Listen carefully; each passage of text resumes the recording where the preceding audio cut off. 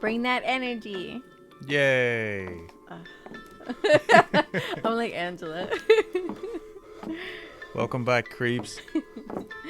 Hey, everyone. Hope you're having a fantastic Friday so far. We are recording this on a Monday, and the weather sucks. Yeah, it's perfect. It sucks. It's that weather that makes you feel lazy, where it's cold and gray and rainy, and everything is cold.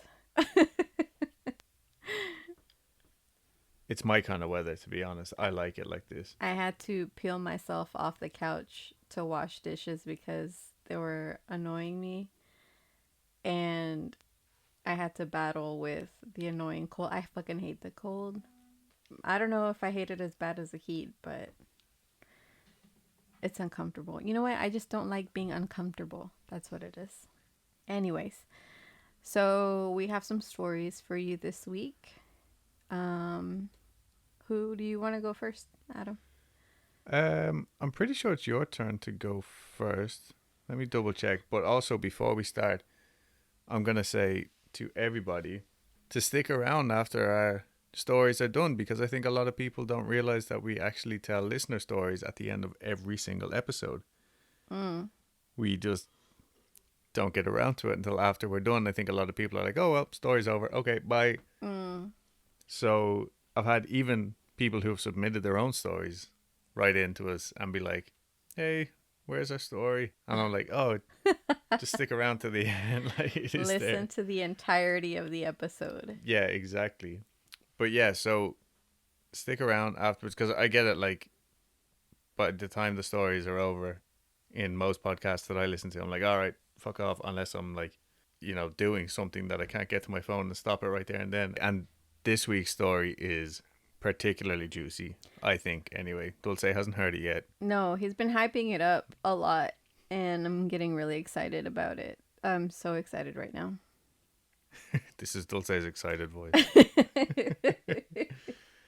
All right. Oh yeah, who goes first? I'm pretty sure it's you. Okay. All right, so my sources are iClowny, Reddit, history.com, awarenessact.com, mtholyoke.edu, listverse.com, and The Ghost in My Machine. Wow. Okay. Yeah. Anyways, this story, well, it's not so much a story. It's more like the information that I am presenting to you. I'm going to educate you on 3 a.m. Okay. So depending on who you ask, 3 a.m. is called the witching hour or the devil's hour. There's a lot of stories that I've read, a lot of videos I've seen, a lot of movies that center around the phenomena of what is 3 a.m. between 3 a.m. and 4 a.m. Right? Yeah, not 3 a.m. the Eminem song. Well, see, that I will get to that. Oh, okay. Well, it's not about him specifically. It's more just like there's tons of songs. There's like 4 movies. There's books, literature that reference the witching hour. All the time. Like, okay. All the time. So if it's always in your face, like it's literally always in your face. There's a significance. Like there's a lot of hullabaloo around 3 a.m. Yeah, big time. I mean, I've never seen a song called 4 p.m. Yeah. I've never seen a lot. There's not a lot of hoopla over 4 p.m. I mean, in my head, it was always just like kind of the perfect in between light. You know what I mean? Like even in the middle of summer, you still have to wait like at least another like 2 hours or something before it gets light again. So, like if you're stuck somewhere at 3 a.m. or you wake up at 3 a.m, it's not like you can go, oh, well, it's going to be bright in 10 minutes, so I'll be fine. Yeah. And there's like a lot of sayings that I guess just confirm the idea that nothing good ever happens at 3 a.m. Yeah. But there's several reasons why, like here in Houston, the bars close at 2. So there's like a lot of shit that goes down around the time that people are heavily inebriated. You know? Yeah, yeah, yeah. Rambling around Yeah. aimlessly. Uh-huh. But anyways, so 3 a.m. Not everyone believes that 3 a.m. is a witching hour on account of different kinds of like, because specifically talking about it, like if you're calling it the witching hour, I guess technically, if you are a witch, that's not entirely, it wouldn't exactly be entirely true. And then it also depends on who you ask because it's Yeah. a very personal journey. Because like the time of day also corresponds with whatever kind of magic that you're doing. But anyways, I'm not going to get into that. I feel like that's a whole other podcast. So beliefs range about 3 a.m. The beliefs range from like the veil between the living and the dead is the thinnest, witches like in quotation marks, witches and psychics are most powerful at this hour. Waking form REM cycles that could be happening at this time, because the body when you're sleeping goes through REM cycles, Yeah, yeah. and you're more likely to be going through a REM cycle at this time, which is important to note because like if you wake up at 3 a.m. and you're paralyzed, that's sleep paralysis, right? Yeah, yeah. So that's where you hear a lot of stories like, oh, I saw this thing at 3 a.m. or maybe something really is visiting you at 3 a.m. Yeah. But there's just like all around bad vibes about 3 a.m. But again, like imagining you're in the middle of a nightmare. Say you're in the middle of a nightmare during your dream state, and your body accidentally or your eyes accidentally open. The rest of your body's not awake, and now like the demon or the nightmare that you were dreaming about is now transferred into reality. But anyways, has it ever happened to you? Have I asked you this before? Like it's not quite sleep paralysis, but you're a dream, but Yeah. you're aware of your surroundings. Mm-hmm. Yeah, yeah, I think so. But like generally, when I've been like sick in the past, like if I have like Like a fever dream? yeah, yeah, like I've had a Yeah. few notable fever dreams when I was a kid that like still fuck me up to this day. Like Wow. one about Oompa Loompas, yeah. So I guess you can never watch that movie ever again. I mean, I have. It led to a fear of Oompa Loompas for quite a while. Wow. Yeah, like really, really badly. So demonic activity is also based on the belief that the devil and his demons are mocking 3 p.m., which is when Jesus was supposedly crucified. I didn't know that.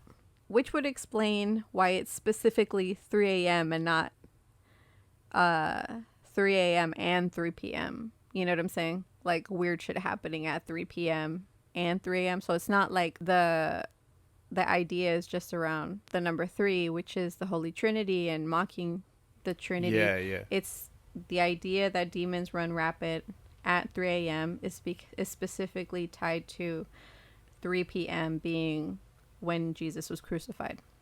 Yeah, or when he died on the cross. Yeah, because like if you ask people, they say, oh, because 3. Well, then 3 p.m. would be just as haunted as 3 a.m. Yeah, yeah. But it's not. But you also don't hear many stories of like miraculous things happening at 3 in the afternoon. Like, you know what I mean? Yeah, I guess not, huh? I wonder if that has something to do with human nature and focusing on the bad things that happen. I mean, I'm a lot more likely to focus on scary shit when I wake up in the dark at 3 a.m. as opposed to Waking up from a nap at 4 p.m. yeah, you know what I mean? Yeah, that makes sense. Depending on how I get woken up, I suppose. So the first recorded phrase of witching hour comes from 1560 from Pope John Paul II. He was the first one to coin the phrase. And this came about a time when Catholic churches forbade activities during 3 to 4 a.m. Oh. Why? It came from the fear of witches and witchcraft. This hysteria started during the mid-1400s. This was also around the same time when Malleus Maleficarum, the Hammer of Witches, was written and published. So the Malleus Maleficarum was a top seller, second only to the Bible, Wow. until 1678. It was probably just the second book. It'd be like the only other option. This book was like a handbook that described the supposed nature of witchcraft and how to prosecute witches.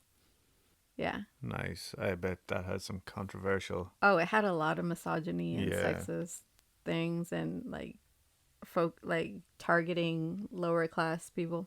People that you would say live outside the society's fringe or whatever. One of the most harmful repercussions of the publication of this book was that it spurred changes in judicial law to allow witchcraft to be a crime in itself, allowing people to be prosecuted for being a witch, whereas before people were only prosecuted of witchcraft because it was involved in a case where the crime was something different altogether. Like, say, murder, right? Say somebody died in a weird way, Yeah, yeah. right? You would blame the And witch or the you would person for. say the husband died and then you're blaming the wife, but she has this weird friend that is a widow, so it must be because she worked with her. So now we're going to prosecute both of them, one for being a witch and one for contracting the witch for Yeah, murdering the yeah. husband. Okay. So that's what it used to be. So after the publication of this book, you could point to anyone and be like, "Oh, that's a witch." So now you're going to get prosecuted, Right, you right. know, just for that. This book was written by Heinrich Kramer and Jacob Springer, who were given papal bull by Pope Innocent VIII. Papal bull? Yeah, papal bull. Papal bull gave these two guys the power to prosecute witches in 1486. A papal bull is a type of public decree given by the Catholic Church. So it's basically gave them the decree like, you guys are official witch hunters.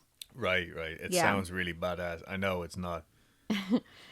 So, as I mentioned before, women were accused of being witches, the easiest targets being single women, widows, and women. Between 1500 and 1660, 80,000 women, almost all of them were women, were put to death on suspicion of being witches. So, a small percentage of that were men. The belief was that witches were hiding amongst them in disguise while doing their evil deeds under the veil of darkness that the night provides. Another belief was that witches did witchcraft at night because they draw their power from the darkness itself. Right. Yeah. So, backtracking to what we were talking about before, the stories and trends that enforce the 3 a.m. thing. There was something making its rounds in YouTube called the 3 a.m. challenge. It's when you wake up at 3 a.m. and you open your camera to see if you catch anything with it. I know. But you could also try calling random numbers at 3 a.m. to see what you get. You could also play board games. I'm assuming like the Ouija board. Playing video games to find anomalies. Ghost hunting, slumber party games like Bloody Mary. So basically you just, wake up at 3 a.m. and just do something to see if something out of the norm would happen. Right, okay. And I know about like the video game anomalies. Like if you go on YouTube, you can find like, oh, I was playing Minecraft at 3 a.m. and this weird ass fucking cube thing just popped up out of nowhere and he shouldn't be here and he's not moving, or you know what I'm saying? Like, Yeah, yeah. you hear a lot of that shit. But then, like, there's other games that, like, I mean, I am Red Dead Redemption obsessed, but I know, like, Rockstar always hide. Like Easter eggs. Yeah, and one of them probably in Red Dead as well. I just haven't found it. But in Grand Theft Auto 5, there's a ghost lady, like, on top of a mountain. But you have to go there at a specific time and specific weather conditions and shit like that. Yeah. So if I happen to be playing that game at that time in the middle of the night and I came across that, I would probably just turn off everything and leave. I'd be like, no fucking way. So it's reported that kids as young as 5 would participate. This challenge was popularized between May and August of 2017, major contributors being YouTubers Ruby Rube and Jason Ether. Ah, yes, I know them well. The article I read says that children or teenagers are more likely to see things because of their imagination, which I think is a load of crap, but whatever.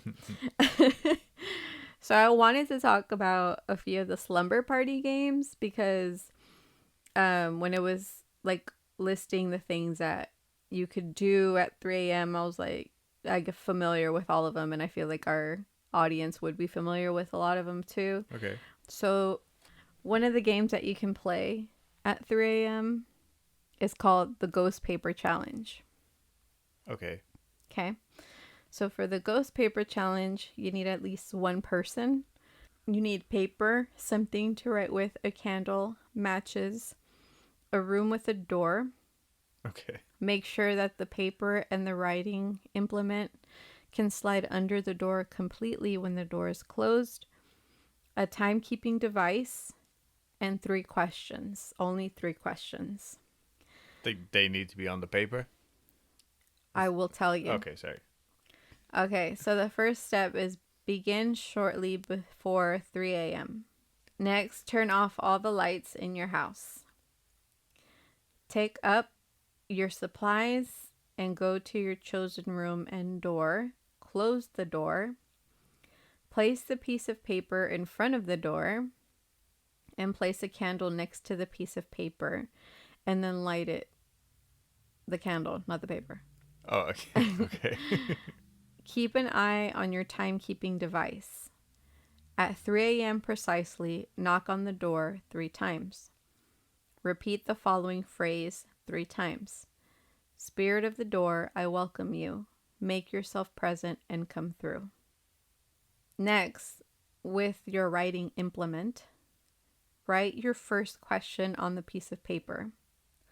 When you're finished, place the writing implement on the piece of paper. Slide the piece of paper with the writing implement halfway through the crack between the door and the floor. So you're sliding it under the door. Yeah. And then you wait. If the paper remains where it is, the summoning has failed. Do not proceed. Extinguish the candle and try again another time. If the paper is pulled through the other side of the door, the summoning has succeeded. You may proceed. Okay. And then you wait. If the paper does not reappear, do not proceed. Apologize aloud, thank the spirit for its time, and extinguish the candle. Do not open the door until daylight. You may try again another time. I don't think I would try again. If the paper slides back through the door towards you, examine the paper, read your response. Note, if the response tells you to go away, asks you to leave the spirit alone, or is hostile in any way, do not proceed. Apologize aloud, thank the spirit for its time, and extinguish the candle. Do not open the door until daylight. Be very careful about trying again another time, otherwise you may proceed. Using the writing implement, write your second question on the piece of paper. When you're finished, place the writing implement on the piece of paper and slide it again halfway through the crack between the door and the floor, again, like halfway under the door. Yeah. And then you wait. And the same rules apply. You know, if the paper doesn't move, apologize, thank the spirit, and then turn off your candle. But you're still not supposed to open the door until daylight. But again, if the paper is pulled from under the door, you can keep going. Wait until the paper does appear back. If it doesn't, don't proceed. Apologize aloud. Thank the spirit for its time. Turn off the candle. Again, you can't open the door until daylight. So you're going to continue this until the third question, right? Yeah. I think, to be honest, even if I got a response, I would still just apologize aloud and extinguish my candle. Yeah. Okay. So say the spirit decides to give you all the responses for all 3 questions. Once you've gotten your third response, you have the paper already, you know, like it's like, here you go, dude. Here's your response. Mm-hmm. You have to thank the spirit for its time and extinguish the candle. Keep the door shut. When the sun has risen, you may open the door. Do not open the door before daylight. So that's the game. Does it explain what happens if you ask a fourth question or if you open the door? Yes. About the questions, it doesn't say anything, but if you do open the door, you're apparently letting something into your house. Okay. Yeah. It could try to attach itself to you. And I'm getting all these assumptions from the comments below because when this game was posted, and apparently there have been a few participants. So the funny thing is, somebody asked, what do you think will happen if we don't relight the candle? And then the common response is, something very bad will happen. Oh, but to be fair, like, I wouldn't play these kind of games when I was, like, probably wouldn't play them now either because I'd be, like, too afraid. Mm-hmm. Yeah. But if there was something already, like, just for example, say there was a spirit happened to be knocking around and you just happened to start playing this game and they did just take it as an in, you know what I mean? Yeah. That's my logical fear. Take that as you will. Like, someone asked, like, is it okay to write more than 3 questions? And they're like, if you ask more than 3, you're disrespecting it. But I mean, that's a stretch. I mean, this whole thing is a stretch. Yeah. But it makes for a good story. That's why we're Fucking like, right. You know? You're still gonna shit yourself Yeah. doing it. Like. What I would recommend is, if you decide to do this, don't lock yourself in the bathroom because you can't open that door until the sun goes up. But at least you have a toilet to pee in. Exactly. That was my first concern when you said you can't open the door until, like, I'd be pissing in cups and everything. Oh, yeah, that's true. That means you can't drink anything after a certain hour because then you can't get out of that room anymore. Yeah, it's a lot of planning going into this game. Yeah, I'd say so. So apparently this game is very similar to another game called The Midnight Game, because they both involve lighting a candle, writing something on a piece of paper, positioning the paper before a door, and then knocking on the door a certain number of times before you summon something. Where they differ is the use of blood. The ghost paper challenge doesn't require any, while the Midnight Game does. Okay. I know. But don't worry, because you can still use blood if you want. I suppose you could. With your writing implement. Yeah. I know. Why did they just fucking just... I don't know. Just say pencil or pen. I don't know. No, my favorite was your time-telling instrument or something. What was it? Yeah. Yeah, I was like, well... Oh, you mean a clock? Yeah, I was like, it can't be a sundial because... Maybe a phone nowadays? So, what I'm going to go into is, like, more 3 a.m. stories and stuff like that. So, if you go on YouTube, you find a lot of 3 a.m. stories. But you'll probably end up finding a lot of creepypastas too. But I mean, I'm here for it. Yeah, like, believe what you want. You know, Yeah. I'm just here to entertain you. I'm just here to learn you. I'm just here to hopefully creep you out, make you go, ooh. All right, so I watched this video about some shit that went down at 3 a.m. Right? Obviously, because that's the topic. Just a load of dudes in Taco Bell. Yeah, you know what? Like, if you go on Reddit, there are a lot of 3 a.m. stories or memes and shit. But it's because a lot of people are insomniacs, you know? Like, I went on Reddit and I'll touch back to the YouTube story in a little bit. But since we're on the topic of Reddit, I'm going to roll with it. So, since you brought up the topic of Reddit. Exactly. It's kind of everywhere. So, yeah, like, there's people, like, you see a lot of memes like, oh, me at 3 a.m. and, you know, like, just playing random games and and just doing really dumb shit or Mm-hmm. thinking about dumb shit.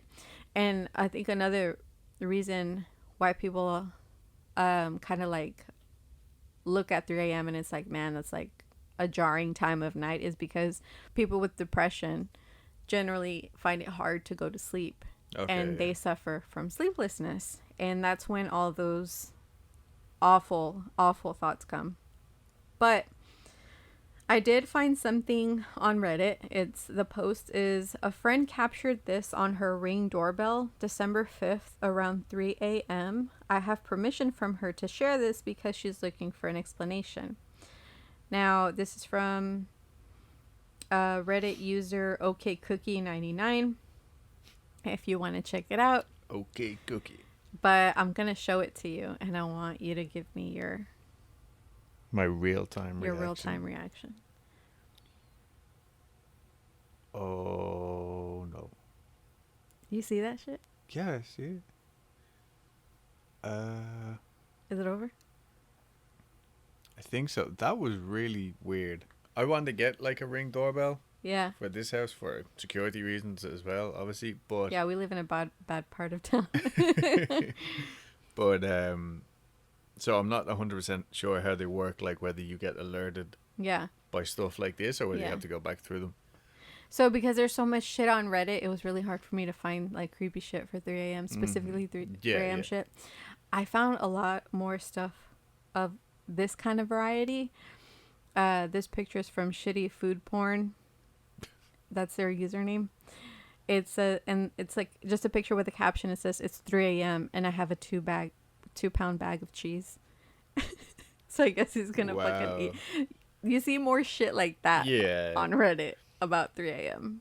So basically, in that video, which I mean, we'll have to post, so if you can send that to me, Sure. so I can put it on a thing. It's basically just a little floating shape, like a little. It almost looks like a little person. To me, it looks like a yokai. It looks like a floating yokai because it's so small and compact. Yeah. It kind of looks like that paper lantern yokai that I Yeah, talked to you yeah, about. It kind of looks like if it was transparent and it would just be floating like completely horizontally across. Yeah, but so it just comes up the girl's, the lady's car, and walks around it. Yeah. I don't know. It's just strange. Yeah. To me, I would think more like, oh, maybe it's just ghost of a child or something. But Yeah. it's just floating. It's not walking around. That's creepy. Mm-hmm. Okay, what else? Okay. What else have you got for us? So I have a story. Tell me a story. It's about a kid named Arnie. I found this on YouTube. The story comes from iClowny. So this kid, Arnie, moves into a new house with his family. And he has a weird feeling about it, as you do. Yeah. At 3 a.m., he was up watching scary movies, Good. as you do. Yeah. But then he started hearing singing. And he thought maybe it was the movie that he was watching. So he turned down the sound and he still heard the singing like at the same volume. He was like, okay, I want to go see what the fuck it is. So he left his room and he still heard it like around the house. Like he was walking down the hallway and just walking around the house and he would still hear it, but he could never find out what it was. Yeah.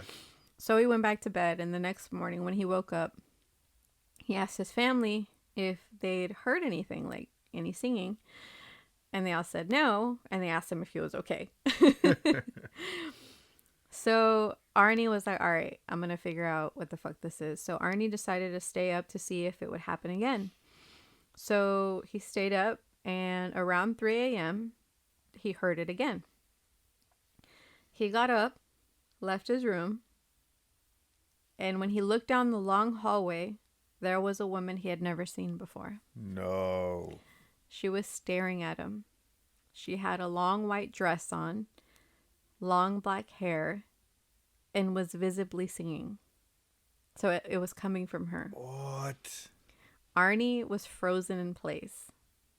Like he couldn't explain why he couldn't move, but he just couldn't. Yeah, yeah. The woman started moving toward him, hovering, like she was hovering above the Oh, floor. no fucking way. And she started moving towards him. And as she got closer, her mouth looked to be getting torn into a wider smile, Ugh. like ripping open. Yeah, Jesus.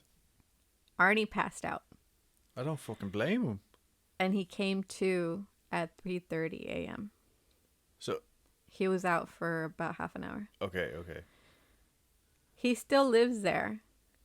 And Psycho. and I mean, he lives with his parents. He still lives there, and he still hears her singing at night at least twice a month. Fucking hell. It didn't say like what song or anything. She was just yeah, there was no words, just like a repetitive melody, That's horrific. kind of like vocalizing. She was just vocalizing just like humming or whatever. with her mouth open. I mean, it would have been kind of funny if it was like, A song. yeah, because the taste of it, like Toxic from Britney Spears or something. So yeah, that was the YouTube story. And again, like there's literature even that talks about the witching hour. There's a Ray Bradbury novel called Something Wicked This Way Comes, as a story about a carnival leader named Mr. Dark who is evil and feeds off the souls of people he's enslaved at 3 a.m. That sounds really cool, actually. The book says that the soul is closest to death at 3 a.m. because the soul is out of the body and the blood flows slowly. So I think this might be the same story that American Horror Story did. Like there is like a character that only showed up in one episode of American Horror Story Freak Show. But they kind of spun it a little different. Right. This guy, it was like, I think they used the same name. I think it might have been Mr. Dark, or maybe it was something else. He came at night and he would always take someone with him. Weird. It's kind of similar. Yeah, and he was, and he only showed up on Halloween night. I'm rewatching American Horror Story, so we'll see how accurate or how dumb I sound right now. So anyways, Frankenstein by Mary Shelley mentions the witching hour. Here's a quote.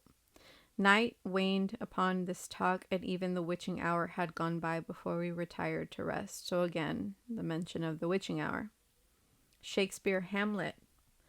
This now, the very witching time of night, when churchyards yawn and hell itself breathes out contagion to this world.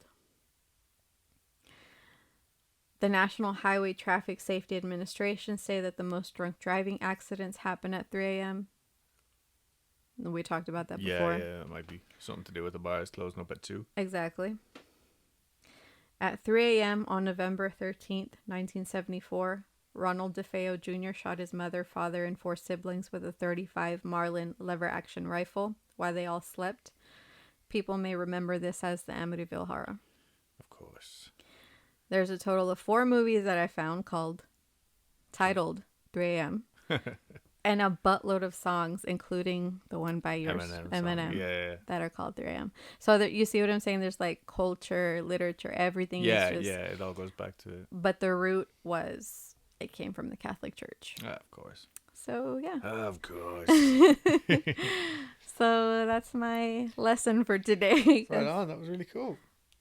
Okay, so I did this one purely for the funny names. Okay? Oh, God. And then when I ended up getting into it, it is a good story. We'll call it true crime. Okay.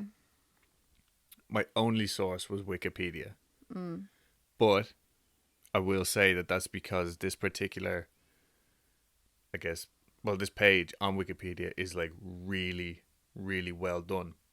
And their sources just came from like 3 or 4 books that were written on it. And they just kept citing the same sources over and over again. So I didn't, like when I tried to look elsewhere, I was like, just kind of going around in circles. So I was like, fuck it.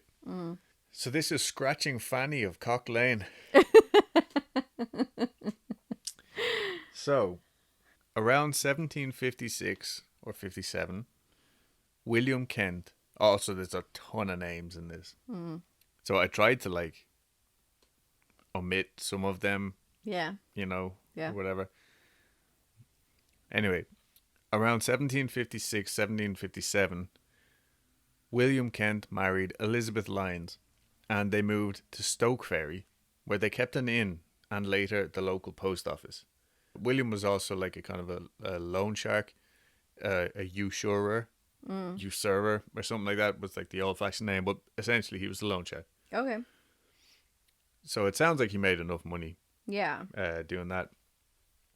Anyway, the two were madly in love, like visibly madly in love, according to people at the time. But sadly, Elizabeth died while giving birth to their son. So I'm guessing this happened around 9 months after they were married. Right.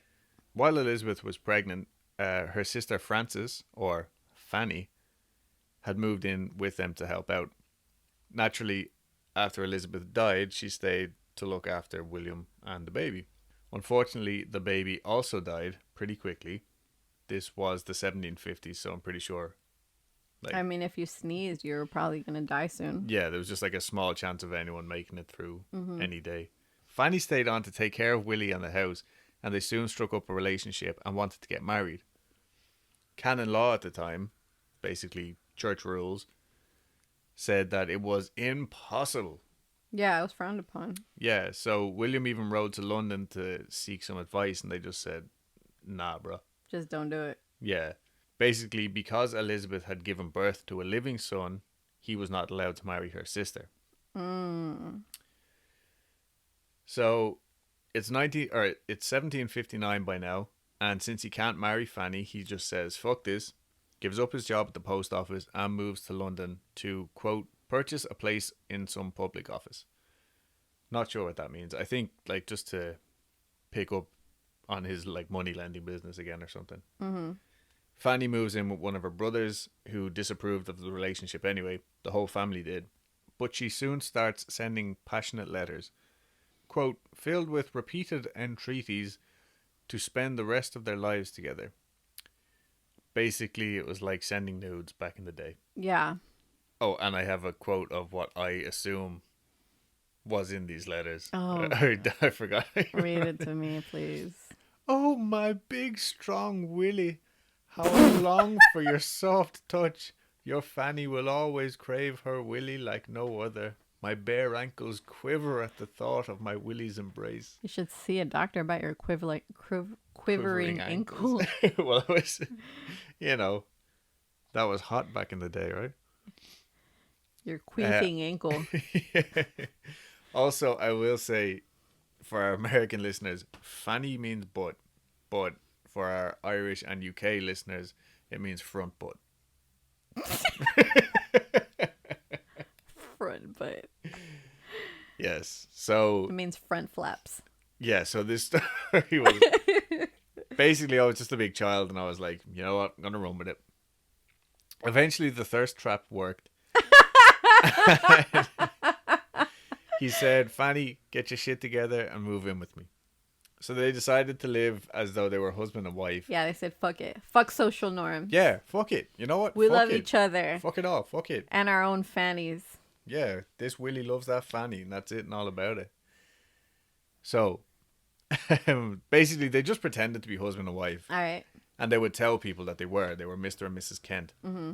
But when they moved to a new house, their landlord found out, I think from Fanny's family, and he decided that he was going to use that as like leverage to not pay William back the £20 that he had borrowed. And £20 back then, there's a lot of modernizing currency on this because Landlords are proper cunts, aren't they? oh yeah, big time. Yeah. History has not improved that. So anyway, £20 back then was around, or is around $5,376 today. Yeah. Where the fuck was William getting that money? Oh, Willy was rolling in it. No shit. No wonder Fanny wanted his Willy. So Anyway, William had the landlord arrested for this.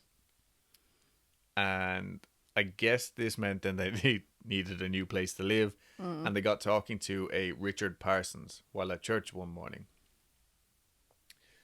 Richard Parsons was the officiating clerk at the church. Gonna be honest with you, I don't really know what that means. Kind of.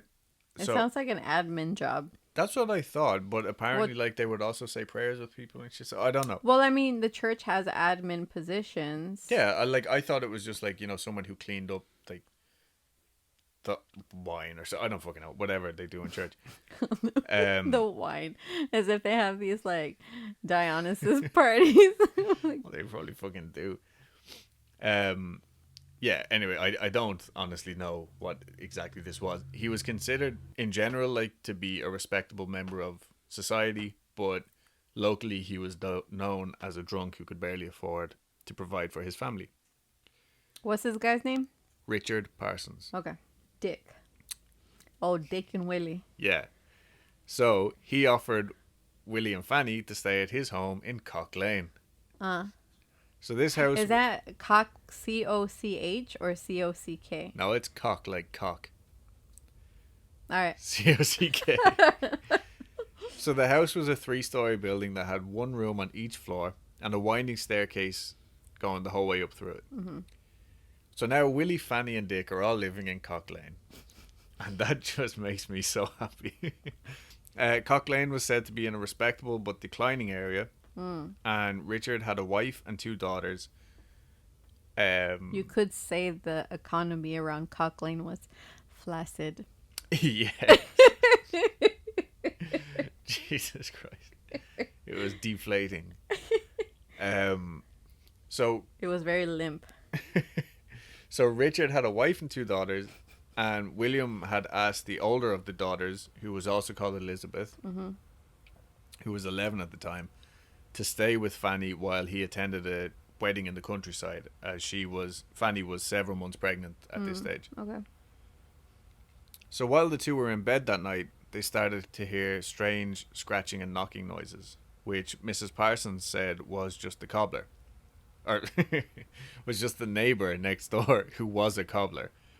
And who doesn't like a late night shoe repairman? Like, yeah, what like, the fuck? As in, at first, yeah, I thought it was like, as in the ghost of the cobbler. It's the cobbler. So anyway, the noises continued, and when Fanny heard them on a Sunday, she asked, "Was the cobbler working?" To which Mrs. Parsons replied, "No." That's a quote. So the landlord of the local pub was visiting one afternoon when he saw a ghostly white figure going up the stairs, and he just ran away terrified. He went home. Richard Parsons showed up at the pub landlord's house later, and he said that he had also seen a ghost at the house. So by now Fanny was very close to giving birth, and so William arranged to move into a property at Bartlett's Court in Clerkenwell. But by January of 1760, it still wasn't ready, so they took temporary residence in an inconvenient apartment nearby. I think that just means like kind of a slummy apartment or something. On the 25th of January, which is my little sister Roisin's birthday, shout out to Roisin. Roche. Yeah, what's up, Roche? Anyway, on 25th of January, Fanny fell ill, and the doctor came to see her and said, "This place is a dump, you need to move out of here, like this is filthy," or whatever, it's cold and damp probably. So the next day the doctor returned along with an apothecary, and they agreed that Fanny had smallpox. Whoa. So Fanny's first order of business was to send for an attorney to make sure that her estate would be left to William, and a rector told her that she would be forgiven of all of her sins. Rector? I barely even met her. Yeah. Wait, I barely even knew her. That's what it is. So yeah, any of our last podcast fans will find that. We'll get that joke. Or anybody. Because I'm hilarious. Oh, that's true. So, oh yeah, so she died on February 2nd, which is actually my cousin's birthday. Shout out Drew. Unfortunate for her. You know, she was pregnant. She never gave birth. That sucks. Yeah, it was really sad. But I was like, what would this lady have had in her estate back then? You know what I mean? Yeah. But it turns out that one of Fanny's brothers had passed away and left her quite a chunk of change. So they Which were meant, both rolling in it. well, let me tell you. This meant William would receive £150 as well as almost £95 from the sale of some of the brothers' land, while she only left the rest of her siblings a half a crown each. How much is a crown? Well, shit, I can't remember now, but this meant that her siblings got around $33.60. That's how much half a crown would be worth today. Wow. While William got $67,000. That's insane. Yeah, I think a crown was like 1/8, or half a crown was 1/8 of a pound or some bullshit like that. 12.5 pence. Anyway, so there was all sorts of legal troubles after this, and the family tried to take him to court, but when they did, he was just like, "Oh, spent it. Sorry." So there was like bad blood there. In the meantime, William becomes a stockbroker and finds himself a new wife by 1761. A year later. Not even a year later. Alright, so let's check back in with old Dickie Parsons here, owner of the Cock Lane property. He had taken a loan out with William, or from William, and had fallen behind on his payments. He had taken out a loan for 12 guineas, and he still owed 3 guineas. What are guineas? So, this is ridiculous. A guinea was £1 and 1 shilling, which was £1 and a 5 pence piece. What the fuck, man? This is just monopoly money. I'm like, who even came up with that? So anyway, £1 and 5 pence, and I actually didn't do the math on this. I don't know what it was worth, but either way, William has his solicitor take legal action to go and get the money back by January 1762. This also happens to be the time that these mysterious noises started happening again. One lady who stayed in the house shortly after Willy and Fanny said that she moved out because they started happening intermittently, and it was fine, like it was creepy or whatever, but slowly they got more and more consistent, and like she couldn't stop them. So apparently the noises were actually coming from Elizabeth Parsons Jr., who was the eldest daughter of Richard and Elizabeth Sr. There's a lot of Elizabeths. So she was the eldest daughter, and by now I'm guessing she was around 12 or 13. It said here that she suffered from fits too. So I don't know if that meant epileptic seizures or what. But anyway, they started to hear random noises throughout the house, and also noises that sounded like a cat scratching at a chair. I found that like really specific. Yeah. Well, yeah, but I mean, when Max scratches the dining room chair, I know what he's doing. Yeah, but I can't imagine that they had like nice material chairs Well, I mean, back then. You know what I mean? It would have just been like wood and the cat scratching. So scratching on wood. I guess. So All right. Are you on Cock Lane?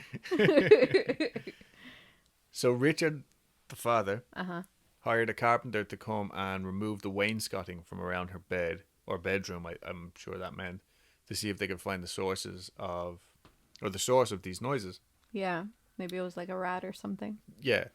It had been decided that the original spectral sightings and mysterious noises were caused by Elizabeth Kent, Fanny's sister, who must have been pissed off about Willy and Fanny, because everybody else was. So Richard went to Rector John Moore. And between the two of them, they decided that it must now be Elizabeth and Fanny, and they must have an important message to tell them.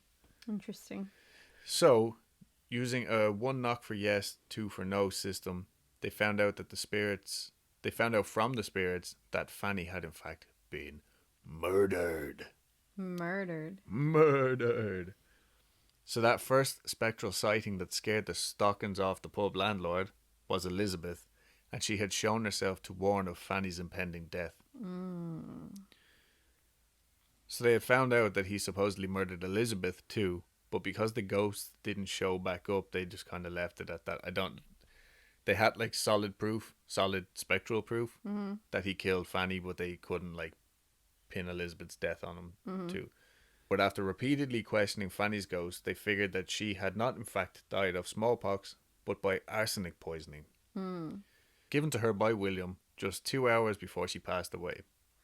Her spirit wanted justice. Rector Moore had heard from Richard Parsons how William had hounded him for his money back, and also got talking to Fanny's still living sister, who informed him that the funeral was a closed casket. So closed that the coffin was actually nailed shut. Rector Moore reckoned that Fanny's body would have no marks of smallpox because she was in fact poisoned, and so William wanted to hide all evidence. So Moore brought in some Oxford religious priest scholar dude called Thomas Broughton, because he wanted a second opinion, and also I think like this guy was a dude of some repute, you know. So he brought Broughton to Cock Lane, and he was convinced that A, the ghost was real, and B, William was the murderer. So Broughton came to that conclusion on his own.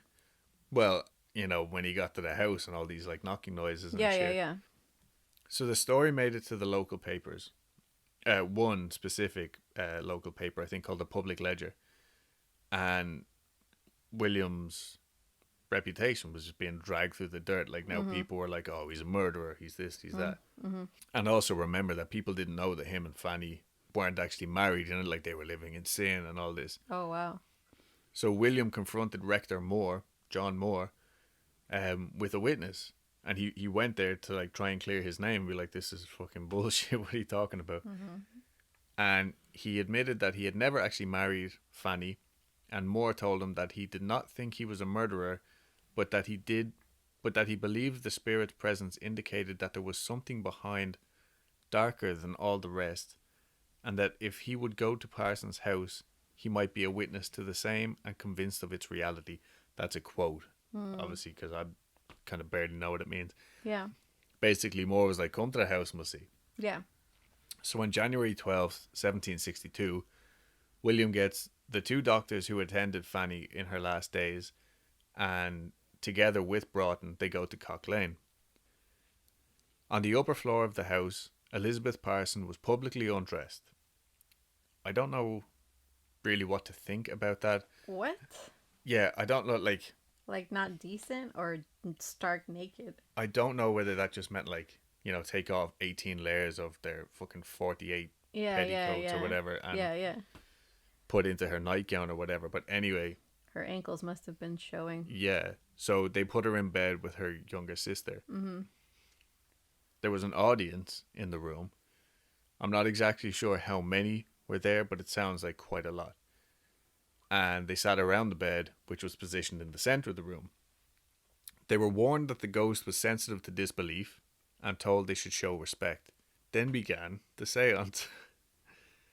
A relative of the Parsons, Mary Fraser, ran around the room shouting, "Fanny! Fanny! Why don't you come? Do come, pray, Fanny! Come! Dear Fanny, come!" That's so funny. You just said that they have to show respect, and this bitch is running around hollering this shit. It's like, she'll only come out for me. Hang on. Fanny! Like the koala bear. Gary! Yeah. Gary! So that's a quote, by the way. Why don't you come? Do come, pray, Fanny.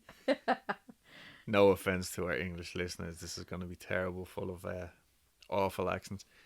So anyway, nothing happened. John Moore told the group that it was their fault because they're being far too noisy, and he kicked them out. I don't blame him. Yeah, so he told them that he would contact the ghost by stamping his foot. Wow. Yeah. About 10 minutes later, they were told that the ghost had returned and they could all come back in. Moore started to ask questions off of like a pre-approved list that him and Richard Parsons had come up with earlier. And here, this is a quote. "Are you the wife of Mr. Kent?" 2 knocks. "Did you die naturally?" 2 knocks. "By poison?" 1 knock. "Did any person other than Mr. Kent administer it?" 2 knocks. After a while of this questioning, someone in attendance said, "Kent, ask this ghost if you shall be hanged." William's surname is Kent. Mm-hmm. Just a little reminder. I know there's a lot of names in this. So William asked, and the question was answered with a single knock. Mm-hmm. So he's like, good, right? Mm-hmm. So then William shouted, "Thou art a lying spirit.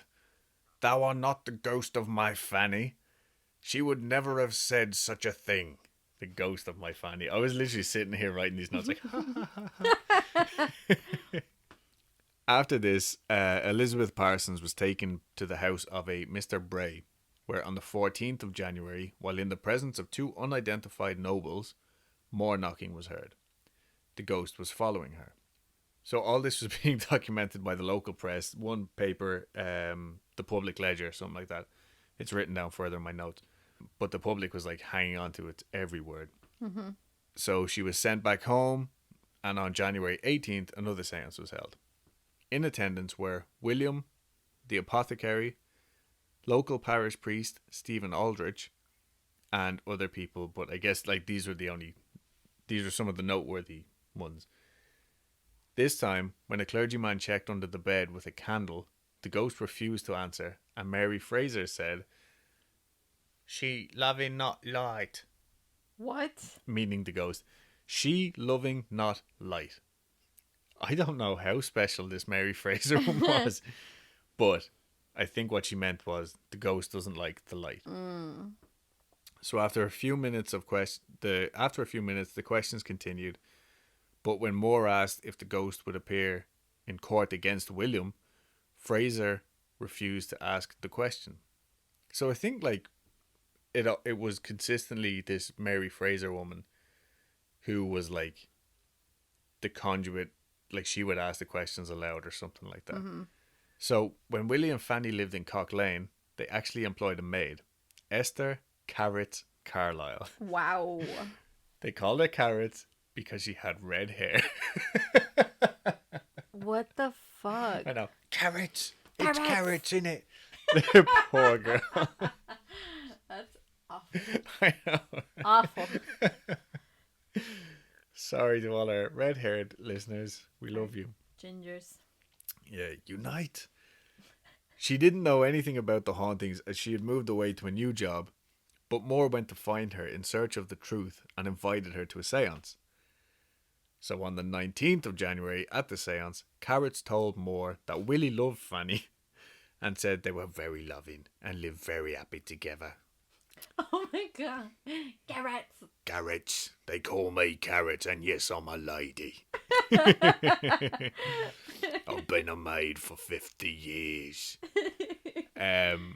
So William arrived later with James Franzen, who was the landlord of the pub who had supposedly seen Elizabeth's ghost,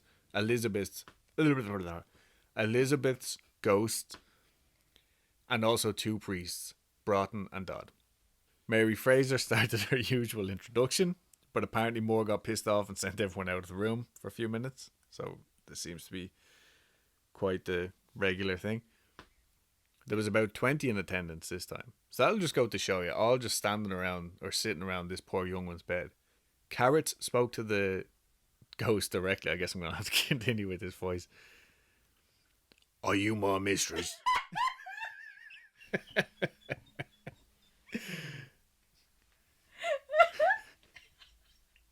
I think I actually got this wrong back up here.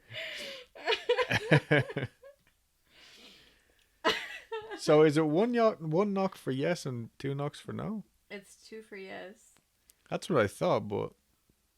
Okay, sorry. So I got the 1 knock for yes, 2 knocks for no. I was getting confused. Anyway, Carrot spoke to the ghost directly. "Are you my mistress?" 1 knock, followed by scratches. "Are you angry with me, madam?" 1 knock. "Then I am sure, madam, you may be ashamed of yourself, for I never hurt you in my life," said Carrots. And this is directly from the Wikipedia page. At this, the seance was ended. Fraser and Franzen remained alone in the room, the latter reportedly too terrified to move. Franzen again being the guy who saw the apparition at the start of the story. Fraser asked if he would like to pray and was angered when he apparently could not. The seance resumed, and Franzen later returned home, where he and his wife were reportedly tormented by the ghosts knocking in their bedchamber. January 20th. They head to the nearby home of one Mr. Bruin. This time around, they had a fella who was, quote, extremely desirous of detecting the fraud and discovering the truth of this mysterious affair. He also had a little gang of naysayers with him. One of his men sat against the bed, but was asked to move by the ghost's supporters. And when he wouldn't, they had a little argument and all the ghost supporters left. So at this stage, there's literally, it sounds like half the room is like, it's definitely a ghost. And the other half are like, there's no such thing as ghosts. Anyway, all the ghost supporters left. The ghost made no more sounds that night, but Elizabeth was extremely agitated and was displaying signs of convulsions. Whatever that means. I don't know, whether she was actually having seizures on the bed or what. This went on until around 7 a.m, at which point the knocking started again. In the meantime, Elizabeth admitted that she had actually seen the ghost, but that she wasn't afraid. They wanted to move Elizabeth to another random house for another seance on the 22nd of January, but Richard didn't want her to go, so eventually he agreed on St. Bartholomew's Hospital, where nothing happened until 6 a.m, when the over 20 people who were in attendance heard 3 scratches while Elizabeth was apparently sleeping. So, again, I just feel so bad for this poor little girl. Yeah. Literally being dragged around here and there and being scrutinized and fucking examined and shit. Mm-hmm. Anyway, the crowd was starting to doubt the sincerity of all this, and when Elizabeth woke up, she started to cry. When she calmed down, she said she was afraid for her father, quote, who must needs be ruined and undone if their matter should be supposed to be an imposture. So basically, she's saying if we get found out, it's going to ruin my dad. She also admitted that while she appeared to be sleeping, she had in fact heard everything that the people were saying. So she's like, the pressure is on now. The media had started to really spread the word now. Up to this point, it was just that one paper, the Public Ledger, talking about it, but now the word had spread all across London and crowds had started to gather in Cock Lane. Richard took full advantage of this, and he started charging visitors a fee to come in and talk to the ghost, which was apparently very active for these paying customers. And the people loved it. They're like, oh, this is fucking great. So it was causing such a stir now that the mayor was asked to step in and either arrest William for murder or arrest Richard for conspiracy. But he was like, fuck off, I've got more mayoral things to do, I don't fucking know. Yeah. But what he did suggest was to send Elizabeth to that local priest, Stephen Aldrich's house, to be further tested on January 23rd and 24th. Her dad said, yeah, that's fine, but I'm sending, people with her. It had some weird phrasing. Basically, he wanted to send, friends and family with her. Yeah. To keep her company just during the day. But this was not allowed. And he was told that they would only allow, quote, any person or persons of strict character and reputation who are housekeepers. What? I don't know. Some of the thing where they confuse him.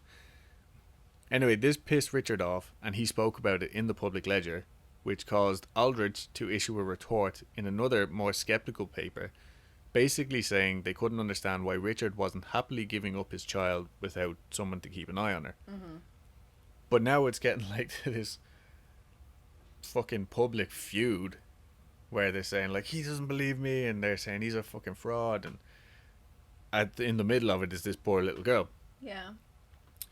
So January 26th, Elizabeth was taken to another house where she slept in a hammock, and the noises came back, and the ghost supporters were further convinced, because I guess people were saying, oh, it's just the bed that she's in, she's making the noises, so they made her sleep in a fucking hammock this time, and they still heard the noises. Mm-hmm. So Horace Walpole, the 4th Earl of Orford, announced that himself and the Duke of York, Lady Northumberland, Lady Mary Coke, and Lord Hertford would be paying Cock Lane a visit on January 30th. But they were very disappointed with their visit. I don't know whether they were just disappointed in how poor people are or whatever, but I'm sure Probably. Mary Coke was there for a good time. Yeah. So she probably was just very disappointed with everything. Aldrich had assembled a committee, Aldrich being the priest. Again, sorry for all these different fucking names. Aldrich had assembled a committee to figure out what was going on. One of the members had actually attended one of the many seances armed with a pistol and a stick because he was going to shoot whoever was making the knocking sounds and then beat his way through the crowd to escape. The ghost made no sound that evening. So this committee held a seance on the 1st of February in Aldrich's house. Elizabeth had been put to bed at about 10 o'clock, and the men all went to her room. So they had like chambermaids to get her ready for bed and all that, and then the men showed up later. They sat for an hour without hearing any noise, so then they went downstairs to interrogate her father, Richard, who denied any knowledge of fraud. While questioning Richard, the ladies who were tending to Elizabeth came down and they said that shit's starting to pick up in the bedroom. But when all the men went back up there, they told her to stick out her arms and legs, and no more sounds happened. So the ghost had previously said that it would go to the vault where Fanny was buried and make its presence known to all by knocking on her coffin.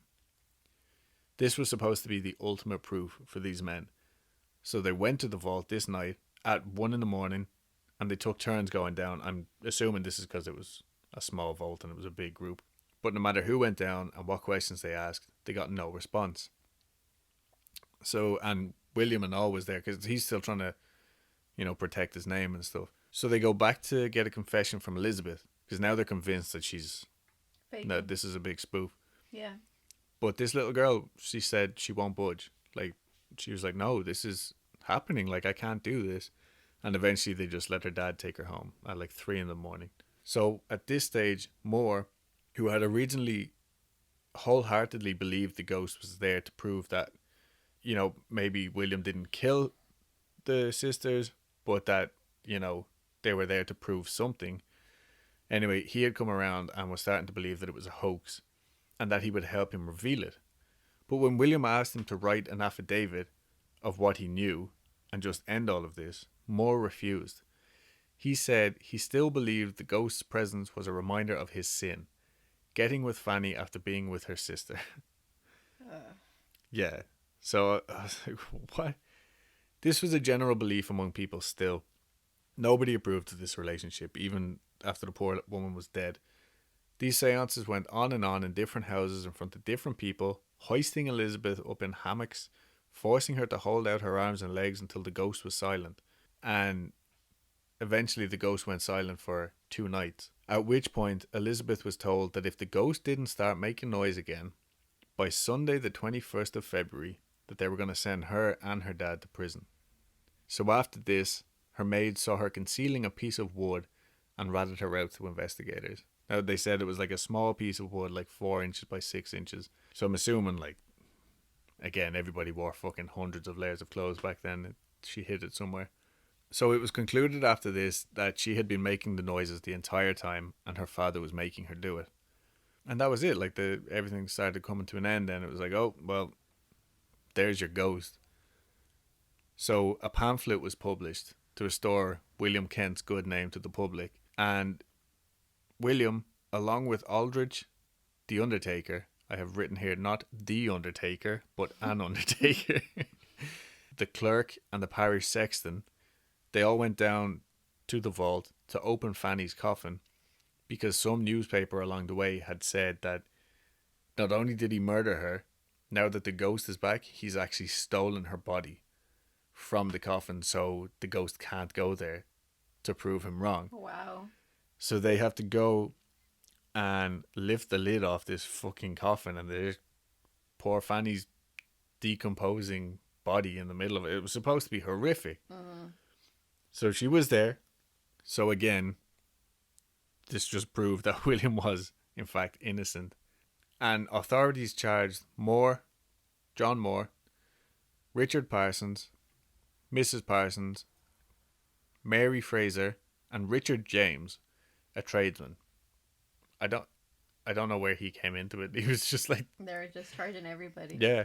Anyway, they charged them all with conspiracy to take away William Kent's life by charging him with the murder of Frances Franny Lyons by giving her poison whereof she died.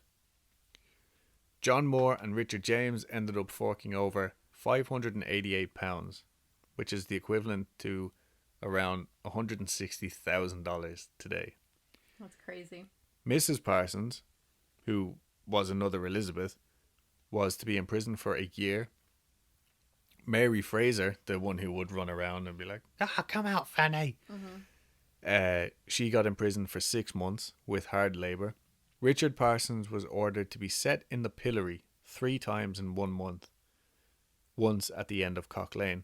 So I googled what a pillory was. I didn't know. It was the stocks.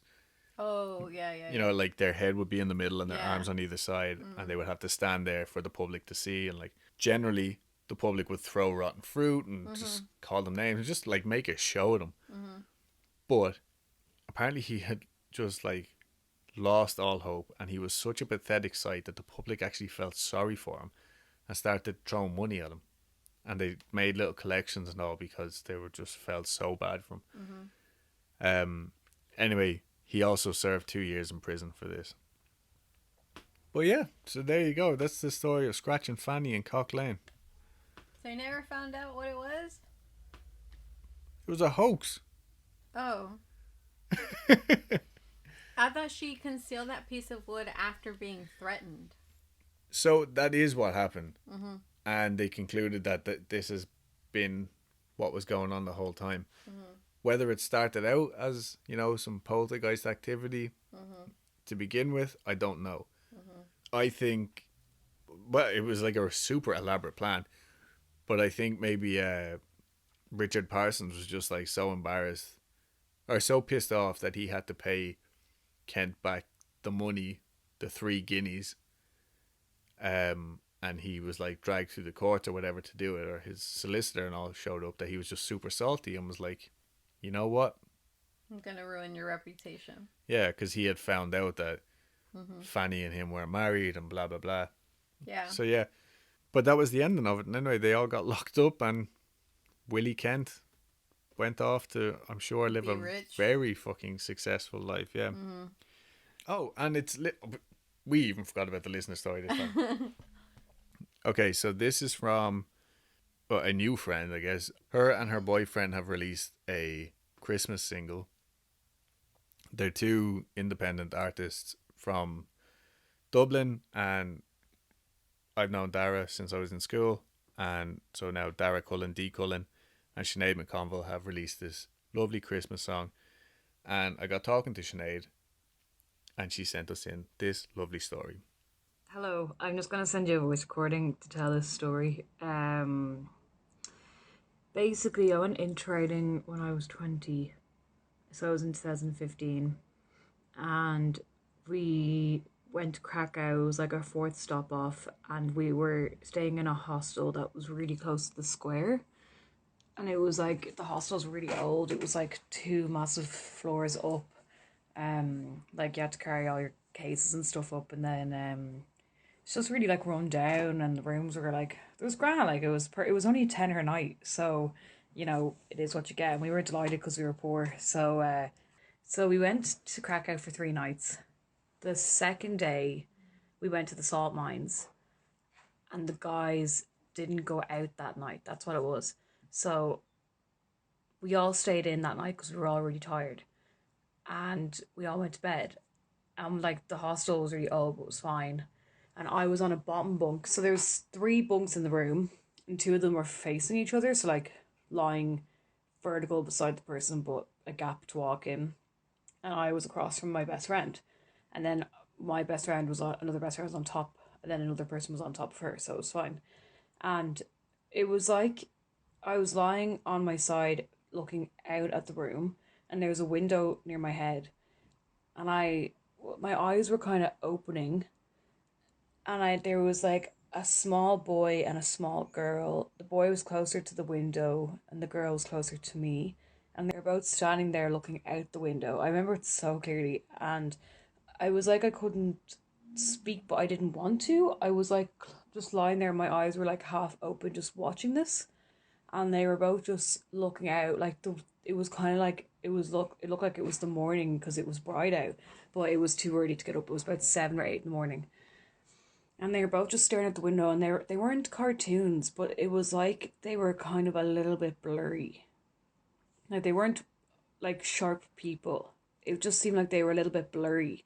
And then I was staring at them for ages, just lying there staring, and then they both turned around and they started staring back at me, and I was staring at them, and then they just slowly faded into black particles, like black dust. And I was like, what the fuck? And then I went back to sleep. I'm like convinced it wasn't a dream because I went back to sleep, but like felt like a second later I opened my eyes again, and it was the exact same lighting in the room. It was like still kind of bright out. Like it was like nothing had changed. I was sleeping and I was lying in the same way. Like when I opened my eyes, it was the exact way that I was watching these two kids in whenever I seen them. So I was kind of like, that's a bit weird. So I kind of I got really, really creeped out, and I was like, what the fuck? So I didn't say it to the guys when we got up the next day, and then I kind of said, no, I didn't say it. So then we went to Auschwitz that day, and it was fine. And then, oh, it was awful. But then that night, the guys were going out, and I was like, I don't feel well. I'm going to stay in. So I decided to get an early night, and they went out. But then they came back, and I was still asleep. I was just conked out. But at about 5 or 6 in the morning, I woke up to get a drink of water, and my friend Adish was like, Sinead, who was in the bunk opposite me, she was like, Sinead, I just saw something. And I was like, bitch, don't fucking tell me. I fucking hate ghosts. I'm freaked out by it. Like, just don't tell me. So I just drank the water. Like, I don't know. Like, it was weird how we were both awake at 5 in the morning. She was like, Sinead, whereas I just got up. So I was like, look, just tell me in the morning. I'm going back to sleep. Went back to sleep.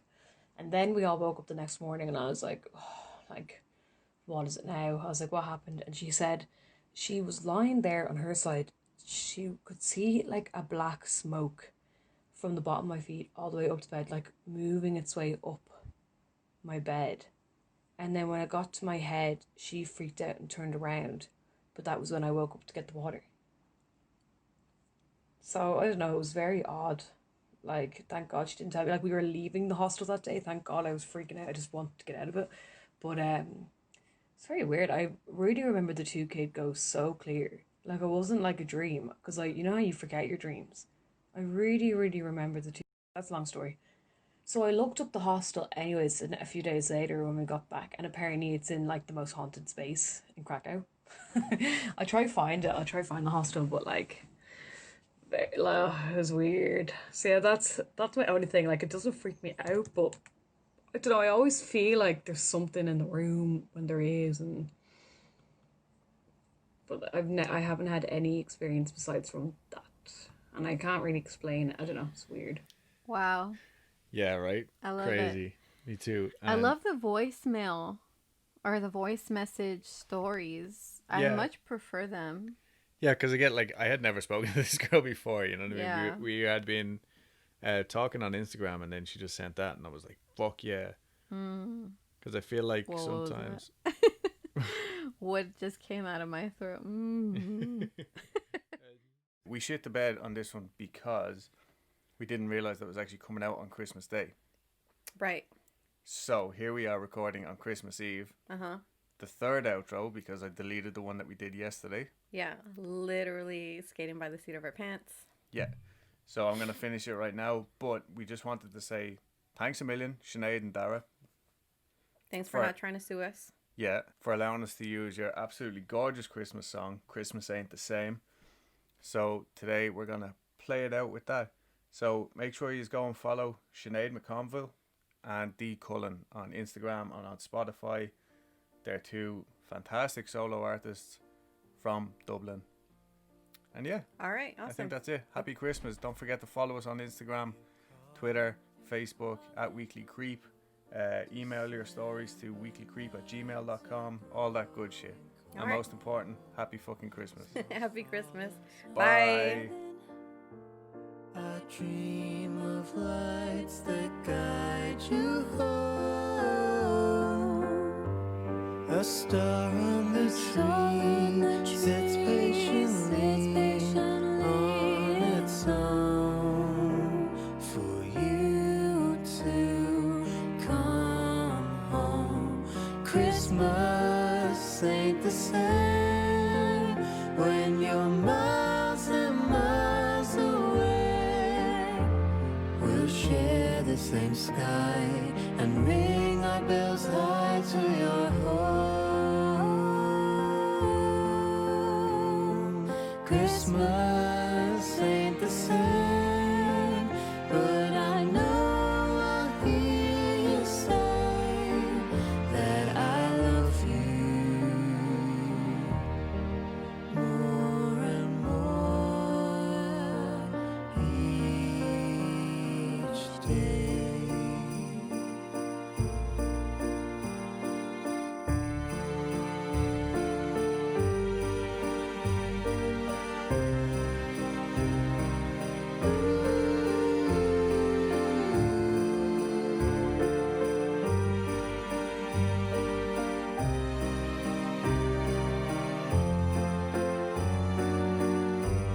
A star on the tree waits patiently on its own for you to come home. Christmas ain't the same when you're miles and miles away. We'll share the same sky and ring our bells high to your home. Christmas ain't the same.